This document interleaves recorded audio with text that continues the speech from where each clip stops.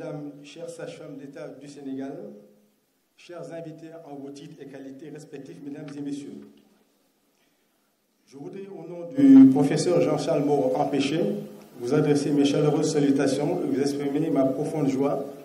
de me retrouver en ce moment avec vous à l'occasion de la célébration à travers le monde de l'un des plus beaux métiers, je veux dire celui de sage-femme. Monsieur le secrétaire général du ministère de la Santé, du ministère de la Santé et de l'Action sociale, permettez-moi de saisir cette opportunité pour remercier votre département pour un engagement sans faille pour une meilleure santé de la mère et de l'enfant au Sénégal, avec notamment le recrutement régulier de sages-femmes et la couverture nationale en ce type de personnel de qualité dans le pays, la gratuité de la césarienne et l'implication personnelle de son excellence Monsieur de la Santé dans le processus d'achèvement de tous les chantiers dans le domaine de la santé de la mère et de l'enfant, et particulièrement dans celui de la maternité de l'hôpital Aristide Dantec, qui a donc repris ses activités très récemment, après 13 années de non-fonctionnement.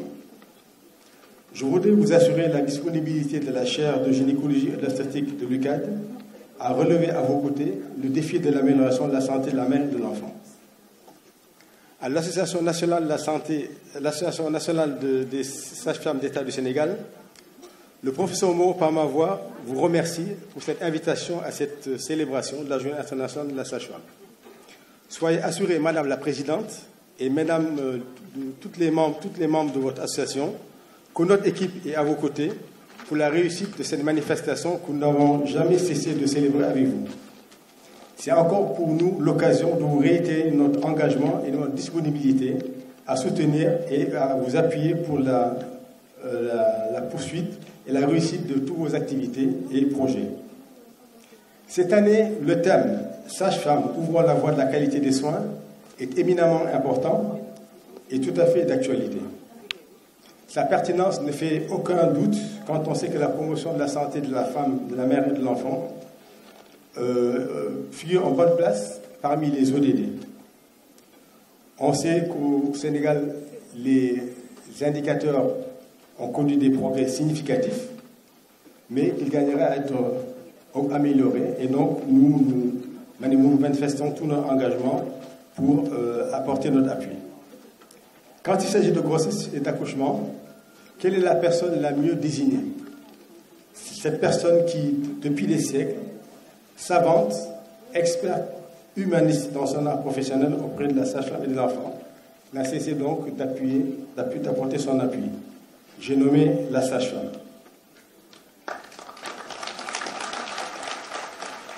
Sachant donc la place qu'occupe donc cette sage-femme dans la société,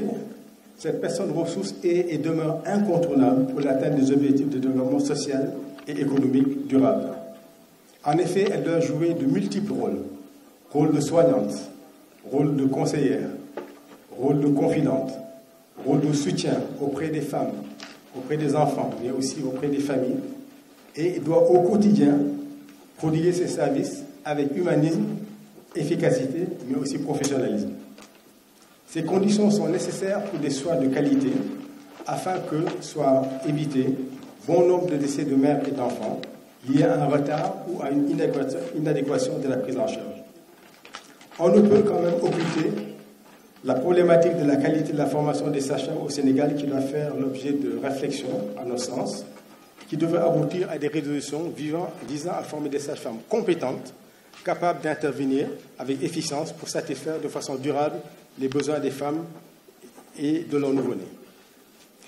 Il faut souligner la formidable opportunité que constitue la mise sur pied au Sénégal du Centre d'excellence africain pour la santé de la mère et de l'enfant, dénommé CASAMEF, occasion providentielle de renforcement des compétences des sages-femmes par le biais de la formation continue. Cependant, cette formation seule ne suffit pas. La sage-femme la plus compétente ne peut mener à bien sa mission en faveur de la femme et de l'enfant que si, dans un cadre multisectoriel, les infrastructures, les ressources matérielles, les ressources humaines sont en quantité suffisante et que sont garanties pour les populations l'accès à des services essentiels et de qualité, à travers notamment une couverture maladie universelle. Je ne saurais donc terminer sans remercier sincèrement le ministère de la Santé et de l'Action sociale, l'Association nationale des sages-femmes d'État du Sénégal, ainsi que tous les partenaires au développement qui œuvrent pour une meilleure formation des sages-femmes et l'amélioration de la qualité des soins offerts par la sage-femme aux femmes et aux nouveau-nés au Sénégal. Mesdames et messieurs, honorables invités, chères sages-femmes, chères collaboratrices, je vous souhaite de fructueux échanges et vous remercie de votre bien aimable attention.